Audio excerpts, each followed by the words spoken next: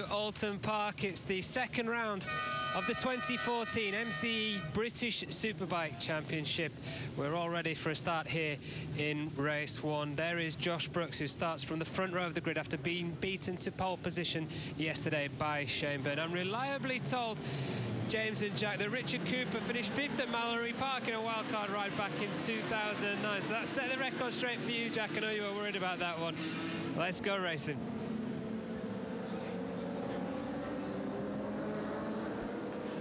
It was 1959 when British Superbike racing first arrived here at Oulton Park. It was the 10th year of British ACU Championship motorcycle racing, and it was the first time it had headed north and arrived here at Oulton Park. The pre-race favourite was one Mike Halewood, and would you believe he was beaten by an Australian outsider called Bob Brown. I just wondered if it was an omen for Josh Brooks versus Shaky Byrne. I'll tell you what, every day's a school day with you, isn't it, Jack? I'm afraid so, James, but you're getting used to it after all these years. The wonderful thing is how much I learned from you as well. MCE British Superbike Championship in association with Pirelli. Shaky Byrne, the Rapid Solicitors Kawasaki, leads it on 50 points ahead of James Ellison on 32. Chris Walker on the second of the Lloyd's British GB Motor Kawasaki's on 31. Josh Brooks, Milwaukee Yamaha, level with Stuart Easton on 21, point ahead of Ben Wilson on 19. Tommy Bridewell is 7th on 16, level with John Hopkins. James Westmoreland and Yuichi Kianari's build-based BMWs are 9th and 10th ahead of Dan Linfoot. Richard Cooper, Martin Jessup, Jakob Smertz, Michael Rutter, Patrick Muff, Harry Hartley with those 3 points for Halsall Biker Gear Kawasaki, and Australian Josh Waters. The first man on the grid, pole position for Shane Byrne, ahead of Josh Brooks and James Ellison. Second row of the grid, headed by Byrne's teammate Stuart Easton. Then Quattro Plant Kawasaki's Dan Linfoot, Milwaukee Yamaha's Tommy Bridewell. Yuichi Kianari, 10 times a race winner here, heads row 3 from Richard Cooper on the Anvil Higher Tag Kawasaki and Chris Walker. The fourth row of the grid, Kuba Smertz on the Millsport Ducati, Keith Farmer on the PR Racing Kawasaki, and the Qingdao WK Kawasaki of John Kirkham. Behind them, we've got John Hopkins, Michael Rutter, and Josh Waters, and then James Westland, Martin Jessup, and Patrick Muff. There is Paul Bird alongside former racer Scott Smart. The red flag is up. And when it goes down, of course, we'll be ready to go with 18 laps round this unforgiving Cheshire course. The start's so vital. Brooks bang in the middle of the picture, and Byrne to the right, to the left, the green helmet of James Ellison.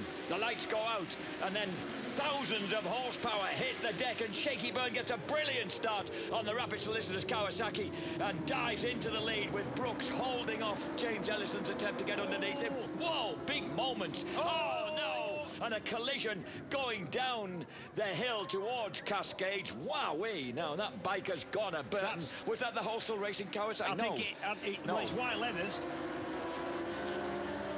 That's James Westmoreland, number 27, just about getting away with that. It might have been not Simon Andrews. Could have been Simon. He's had some huge pranks in the last couple of years, that boy. I can't say anything other than a red flag. It's got to be safety car at least, Jack, because there was so much debris. And yep, it's Honda. Yep, it's definitely Honda. So as the lads, they're on the first lap, the safety car is straight out, so Shaky Byrne it's Simon Andrews, the Worcestershireman, thankfully in one piece, because he's taken some fearful accidents in the last couple of years. He has, and you know, just off the start when everybody's together, there's lots of bikes squeezed into the... I mean, look at that, we're looking at the debris, and that's mostly earth and bits of grass plus bike debris, but that's going to take a little bit of cleaning up.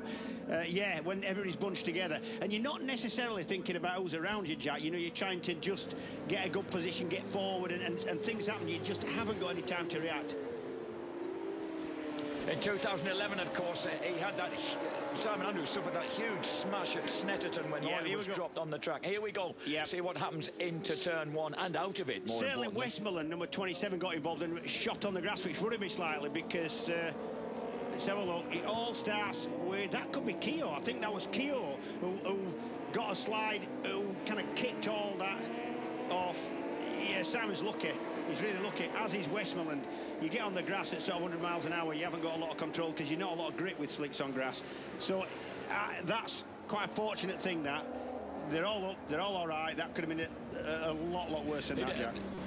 Simon actually slid fairly comfortably onto the grass, out of everybody's way, which was the main thing. Circuits are safe now, and you're unlikely to hit any trackside furniture. So if you can avoid your own bike hitting you, or anybody else's bike hitting you, then you've a good chance of getting away with it. Whether does anybody have a giant brush? You need a brush about 16 feet wide. Yeah, you know what they're called? In Yorkshire, those are called bonus brushes. Bring out the bonus brush. So we've got Shaky Byrne, Josh Brooks, James Ellison, the men off the front row of the grid, currently at the front behind the safety car. Stuart Easton is 4th, Chris Walker 5th, Dan Linfoot in 6th, Tommy Bridewell 7th, Richard Cooper, where he qualified in 8th, ahead of Jakob Smertz and Yuichi Kianari. Then Josh Waters 11th for Taiko Suzuki, ahead of Michael Rutter, Keith Farmer and John Hopkins. What the riders are doing now, trying to keep a little bit of heat in the tyre. There's obviously a little bit of, it's not fluid. I thought they were tipping some powder on fluid, but they're not. They're actually picking up the bigger bits straight into a bucket, look. So there does look like there could be a bit of fluid down there as well, look. So that might take a bit more cleaning up. However, if they can do this under safety car conditions, that's going to be a good thing. And this is the safety car system is a good thing. Not only does it mean that the marshals can get to the incident and the debris and the oil quick and clean it up under really safely, it also means that the riders every lap have a little bit of time under a lot safer conditions than going racing to see where the spillage is, where the dust is going to be, and where the debris has been. Through Deer Leap then to complete another lap here, lapping at the moment. Would you believe it? You see the car at the front there, and it looks to be trying quite hard. But they're lapping at 1 minute 58 seconds. That's 20 seconds, more than 20 seconds off the lap record pace. Yeah, the safety car is pretty much about the fastest road car you can get. Lots and lots of horsepower, really quick. But when you compare that to a bike that weighs 165 kilograms and produces 210 brake horsepower, there is no comparison. And I know from going around in the safety car in the passenger seat that it makes me car sick, mate. It is tramping.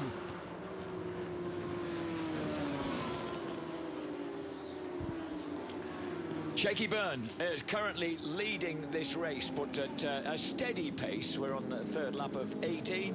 The pace car is out. Josh Brooks, his potential nearest rival, you can see the Australian flags floating in the distance there, is currently in 2nd place for Milwaukee Yamaha. James Ellison, a former Milwaukee Yamaha rider, bike number 77, Lloyd's British GB Moto Kawasaki running 3rd. Yeah, when we talked about the bikes, we've got a little bit of time now. I might as well go on with that. These things, 200 brake horsepower for 200 kilos would obviously be 1,000 horsepower per ton. So power to weight, there's absolutely nothing to touch these things, with the possible exception of a MotoGP bike. Apart from that, there is absolutely nothing. These things will go with the right gearing on, because you gear for the circuit that you're at, obviously. But these things will go from 0 to 60 in 2 seconds and 0 to 100 in a tad over 3. We had a glimpse there of John Hopkins, number 21, glancing around him. There he is on the Taiko Suzuki.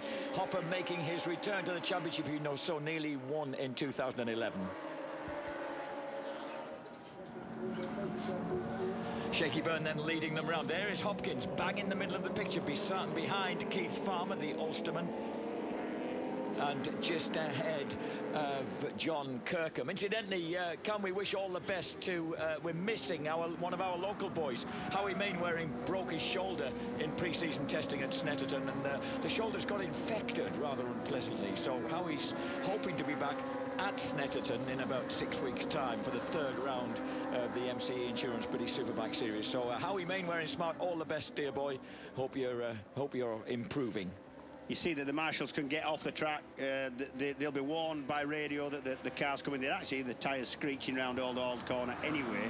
They get off the track, then as soon as the pack's passed, they can get back on. And it looks like they've virtually got that situation kind of cleaned up down now.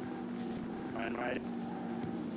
The safety car coming in this lap, so it looks like they've virtually got everything tidied up. The safety car coming in on this lap. Incidentally, checking back outside that top 15 or so, we've got Ben Wilson, Martin Jess, Patrick Muff, Jenny Tinmouth, local girl, the lady from Ellesmere Port, is there in 19th place in that queue, just ahead of multiple TT winner Ian Hutchinson.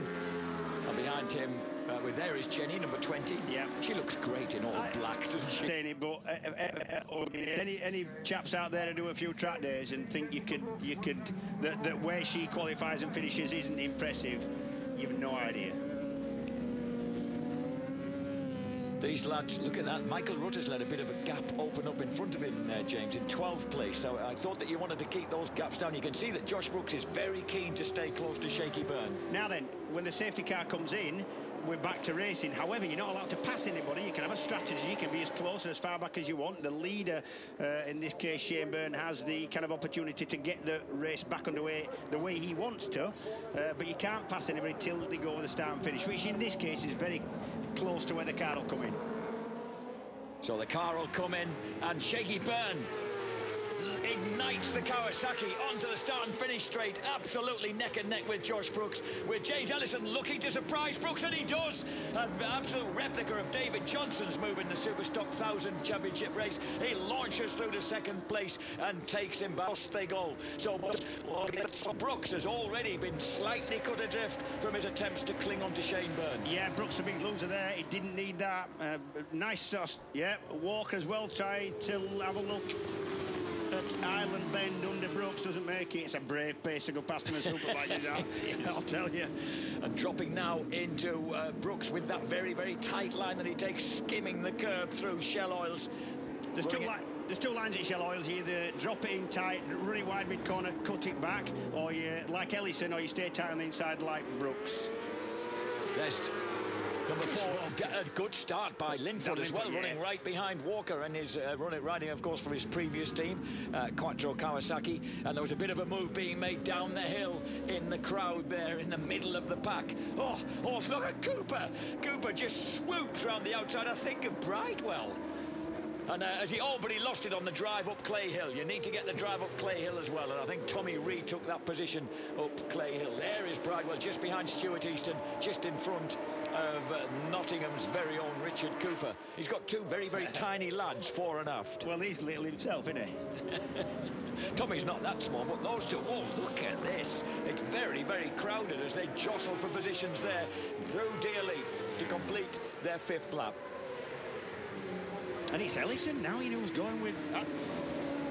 He's been quick all week as Ellison, I've got to say. You wouldn't think he was riding with a cracked pelvis on the left side. Really impressive for James Ellison. And they're moving slightly clear of Josh Brooks, who, as his crew chief Mick Shanley was pointing out to me, is still in very early days on a brand new bike. He's still getting used to this bike at the moment, and the fact that you have to ride the Yamaha a bit more smoothly. You can't kind of wring its neck in the way that he did with the Suzuki last year. Yeah, the Yamaha's a strange bike setup wise, in that it seems to really suit some riders and really suit some circuits, but you don't ever seem to get a benchmark where it's sort of average everywhere. Byrne leading the way then, Ellison in second place, and Walker clinging on, really hounding Josh Brooks there. And Walker at the track he won at 2 years ago, admittedly in damp conditions, he was really absolutely peaking before this race, really looking forward to it, couldn't wait to get out on track. Yeah, we see Brooks, that's number 9, Walker on his beloved Kawasaki, always seemed to have had his best results, and seems to spend most of his career on Kawasaki, really.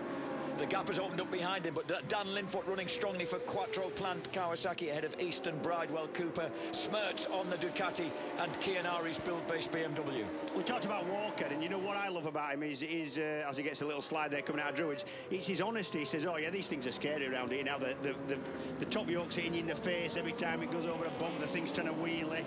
Yeah, we're looking at Bridewell still got company. And I think Easton has, of course, has sneaked through as well. So Easton making a little bit of progress there, has got clear track ahead of him, Linfoot behind him, and then Bridewell sat right in his slipstream with Richard Cooper. Cooperman, remember, James, 5th as a wild card at Mallory Park in 2009 on a Yamaha. He has proved fleetingly that he couldn't ride a superbike. I'm still impressed with him, and I tell you, even on the grid, when I was saying that, you were really impressed with your first few times on a superbike. I knew you'd be saying, he's ridden one before. He's ridden one before. I knew that was going to happen, Jack. Don't worry. At least I haven't had the chalkboard out. Byrne has a set a fastest lap of the race, 135.80. I said 135.804. They're still just getting wound up, really. They're not terribly quick lap times yet. Oh, and he locked the brake momentarily, dropping down there to his chicane. He's feeling the pressure from that man, Ellison. And also Brooks is kind of regrouping as well. It needs to do. I heard it. I heard that. Walker's gone down, and that's... Oh, Chris. Yep, you hear running so well. At a track, of course, where it's not quite the same bend, but up at the top of that hill at Druids, I remember him breaking his kneecap when he came off there, years ago in his first series of assaults on the British Superbike Championship. Now, 4 reduced to 3 at the front. It looked like he's lots of front. We couldn't see how it happened, but here comes Bridewell up the inside of Cooper. So that's a response, because Richard has got him somewhere in that lap. Chris Walker, there's a little bit of a bump on the last right of that complex down there at Knickerbrook, and I think it looks like he's lost the front. If he'd have high-sided out of there, the bike would have been going over and over. Richard Cooper, who turned 31 in March, he did. He's another of those baby-faced eternal youths that you can't quite believe, but yeah, he did indeed. And he's giving Kianari's obviously thinking, who is this lad just ahead of me? I've never seen him around before. Isn't that the man who delivered a parcel to my house last week?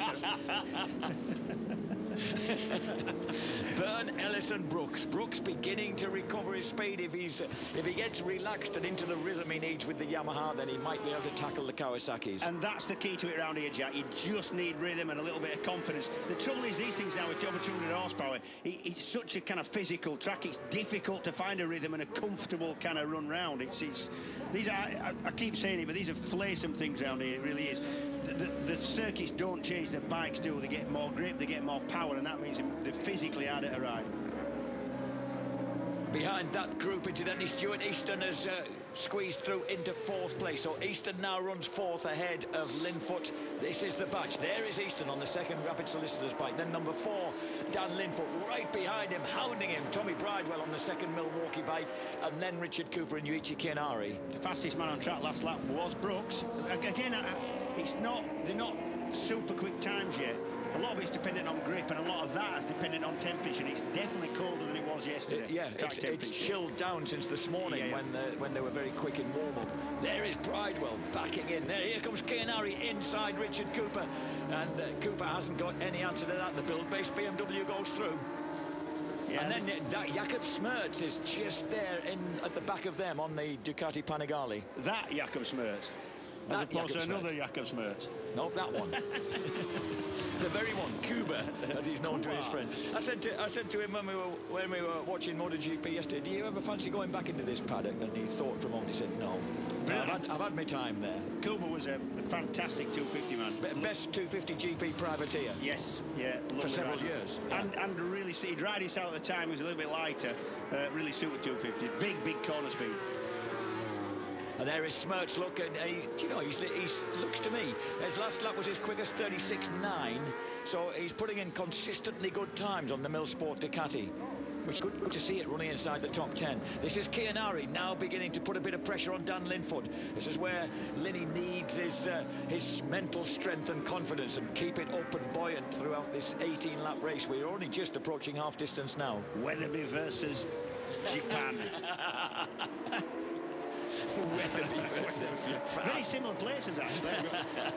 You know. Oh, what you mean by Saitama, Northern Tokyo versus Weatherby? I thought it was Tokyo. Yeah. He's having a look. Oh, he had a big weave on, hard on the brakes there, going into Lodge Corner. The problem going down at Lodge, which is possibly the best overtaking position. He got great drive out of here though, James, and he's surely going to. Is that Keith Farmer? Is that Keith Farmer? Okay. It might have been Keith Farmer who's off the PR Racing Kawasaki as we drop down the hill. Yeah, it is Farmer. Oh, look at this. Tommy Bridewell getting a big pardon. I'm behind myself. It's Brooks getting level with the Cumbrian James Ellison. Do you know that between Cascades and Island Bend, there is a little bit of an opportunity to pass, but you're going so fast on these things now. They jump out of the corner, and so you're going so fast to get under somebody going into Island. It's just heart in the mouth stuff. It really is for both people.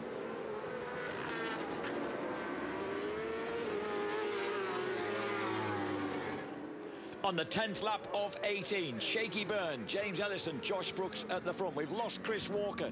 Stuart Easton runs 4th ahead of Tommy Bridewell, Dan Linfoot, Yuichi Kianari, Richard Cooper, Jakob Smertz and John Hopkins has pushed through into 10th place for Taiko Suzuki. The American ahead of Michael Rutter, John Kirkham, Ben Wilson, Josh Waters. I'm impressed with Ellison here. He likes it here. He's won round here before, but this is good. He's obviously clicked with the Kawasaki, and he looks good on it. He does. At his best, when he looks his smoothest, is James Ellison. And he's certainly looking smooth today. Yeah. This is the battle going on because Bridewell is beginning to put the heat on Stuart Easton now. There is Jakob Smertz behind him. We've got John Hopkins, Hopper ahead of Michael Rutter, who is being hounded now by John Kirkham, who's seen his Superstock 1,000 lap record smashed in the previous race. Cooper inside Linfoot. Yeah, there's some out to Linfoot. He's dropped back. Linfoot must have made a mistake and gone back. He's instantly recovered, but he's dropped right back behind Easton and Bridewell and Keogh. Keogh having a good race, pressing hard on the build-based BMW. Here the two surprise packages from qualifying, and here is Brooks pressing Ellison. Yeah, what you want to do there, you see that Brooks is on the inside, stays on the inside, and Ellison has that kind of more sweepy line mid-corner, turning it back to a late apex. But what you're trying to do into that hairpin, you go around Ireland, run it a little bit faster, a little bit wider to the right, and then block pass up the inside into the hairpin, but it is difficult to do. You've got to get your brakes on and try and get it pulled up for the hairpin while you're still slightly cranked over. Dropping down the hill here, Keogh's beginning to look really menacing. Whoa. Is that Ellison? That's might be Ellison's made a big mistake there. I think James Ellison has dropped clean off the track. He's rejoined from the grass, still in one piece, securely in 3rd place, but at least he's left a bit of open track now. Can Brooks do anything about Shaky Byrne? What's he done? Oh, he's just gone into what? And decided better of it.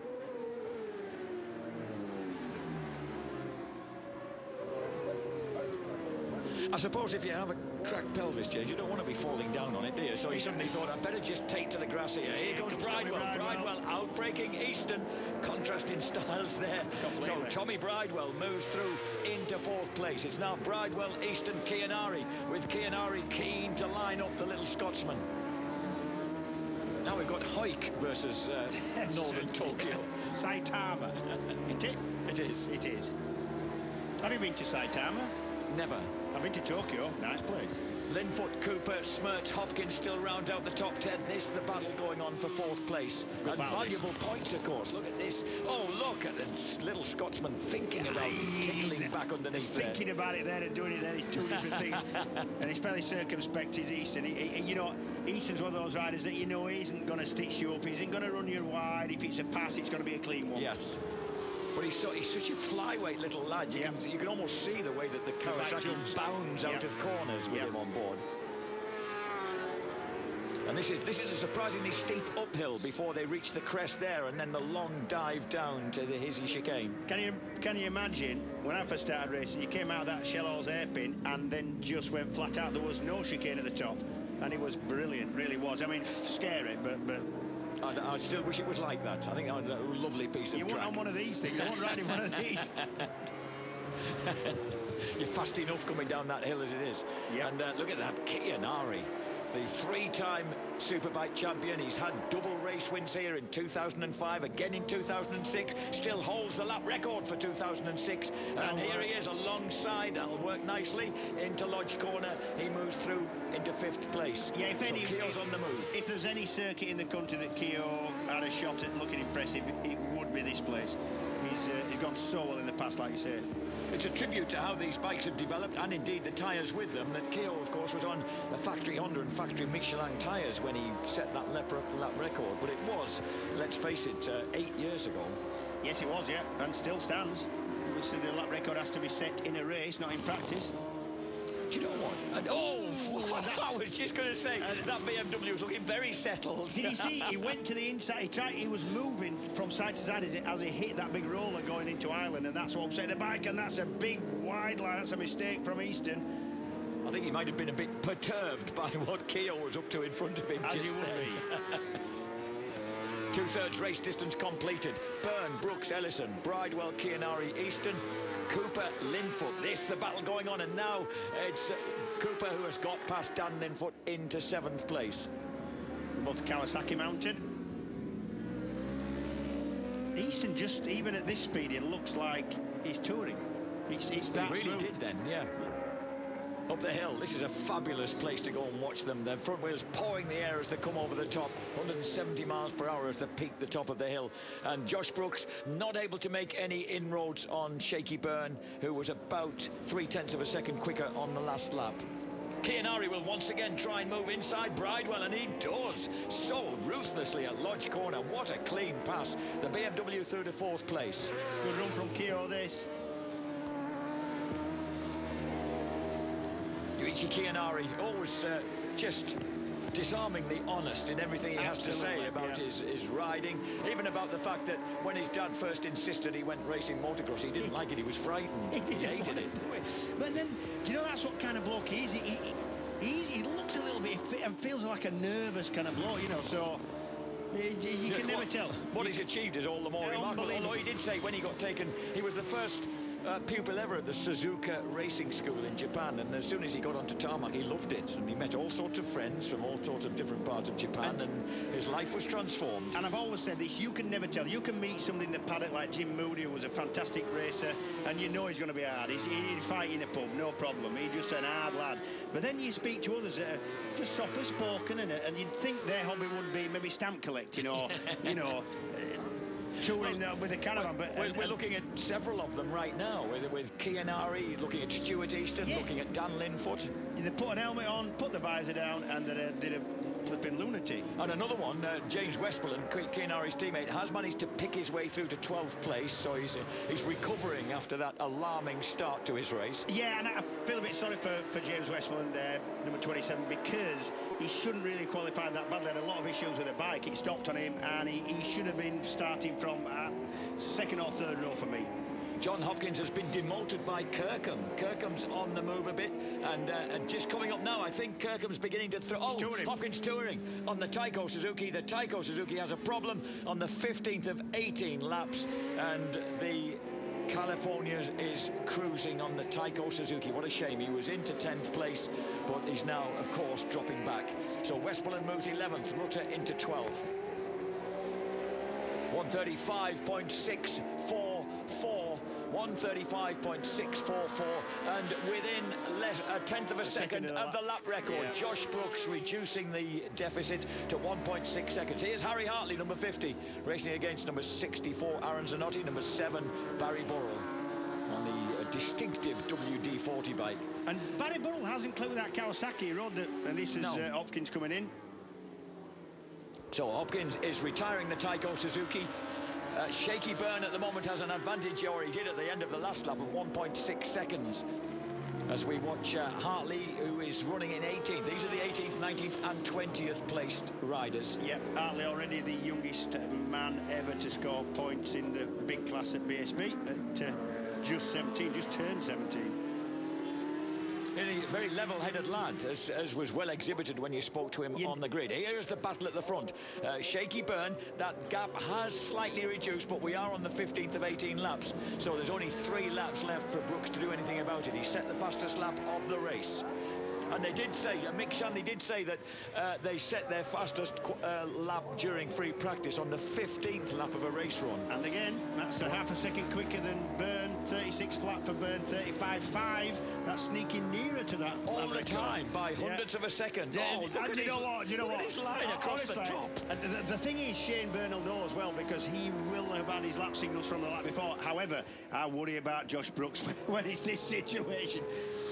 This is, you just know how determined he is and how prepared, and he'll see himself catching up to Shane Byrne and think, you know what, I have a chance of this. He never gives up. He never thinks he hasn't got a chance. Josh Brooks then, arrowing in on Shaky Byrne. All we don't need now is for any back markers to come into play as they did at Branch Indy, because at least a bit of clear tarmac between Byrne and Brooks. Yeah, but they'd both be thinking, back markers please, because in front you'll be thinking, I get to him first, I'll make it out of that. Oh, look. Shaky locking up again, was it, James? He was. And if you're second, if you're in Brooks' position, you think, well, you know what, if he just hits a back marker wrong, I've got a chance. In fact, for me, I think Brooks will be wanting the back markers, because I don't think he's going to run without the back markers. But he is straight now. He's what Mick Shanley again was saying is, as long as he doesn't overstrain himself, as long as he doesn't push too hard, that's when he's going his quickest. And he's been having to rein himself in slightly. Well, it looks to be working at the moment on the Yamaha. You can never ever write Brooks off, no matter what's happened. You can have trouble through practice. You've seen him here go off the 4th row and be pushing for the lead within 3 laps. I mean, fair enough, he did crash shortly afterwards, but howling across the start and finish line then. Josh Brooks, 135.59. He took another few tenths of a second out of Shaky Byrne on that lap. Penultimate lap.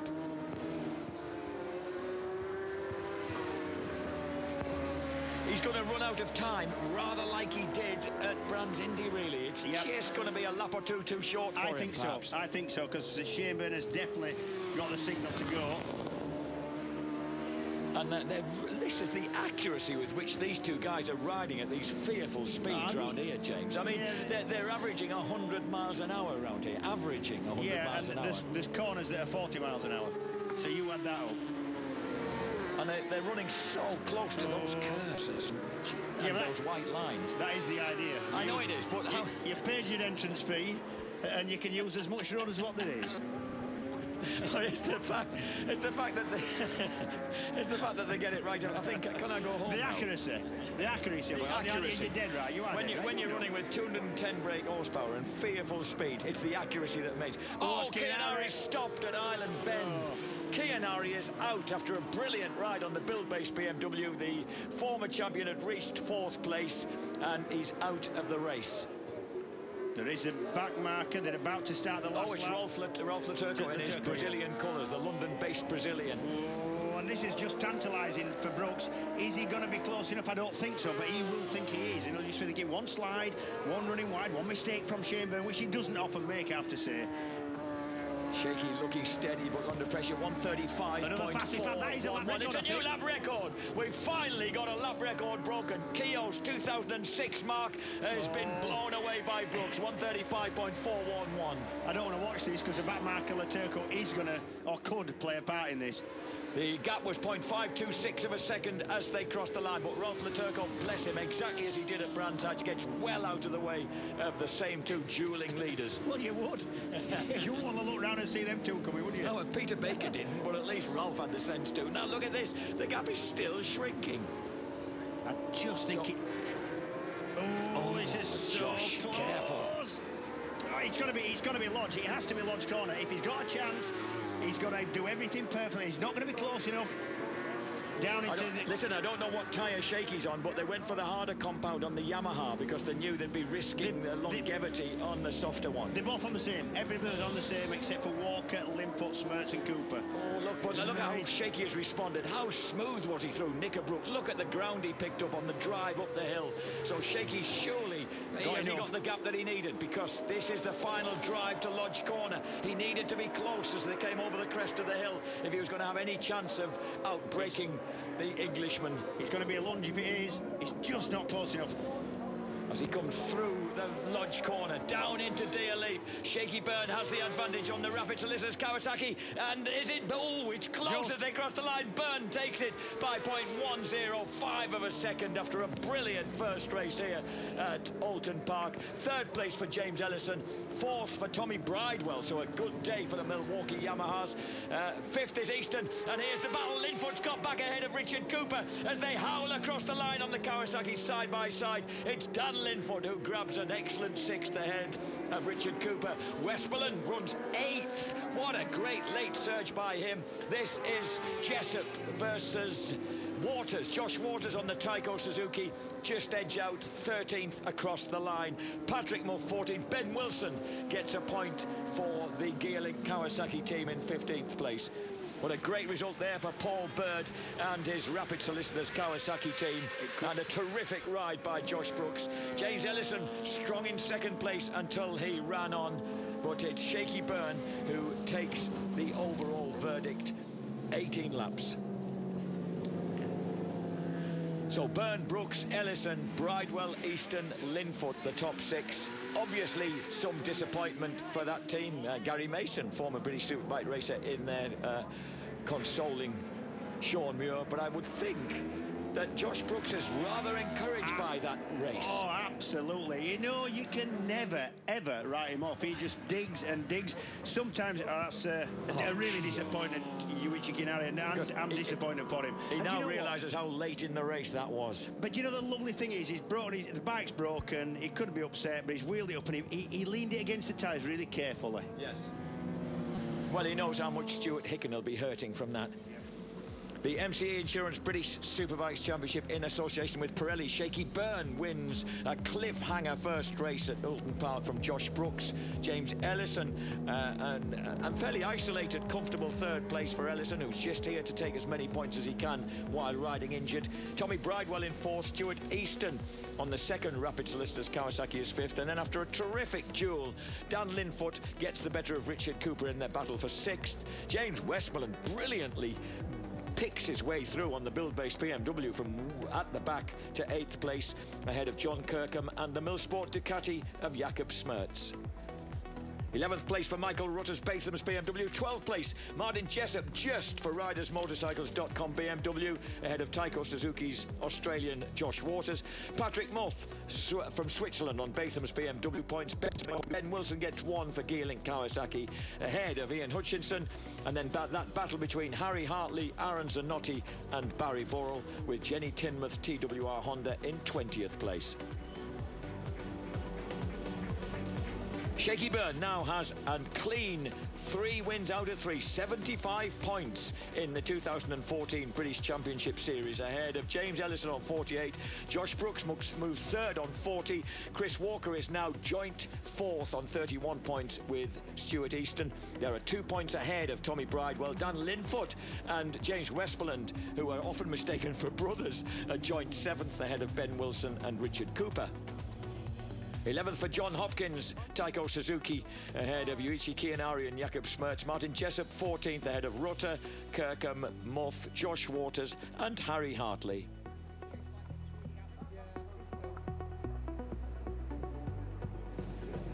So the top 3 finish as they started, but that doesn't tell the whole story of a captivating race 1. We're going to take a quick break now, but we'll be speaking to all 3 podium finishers when we come.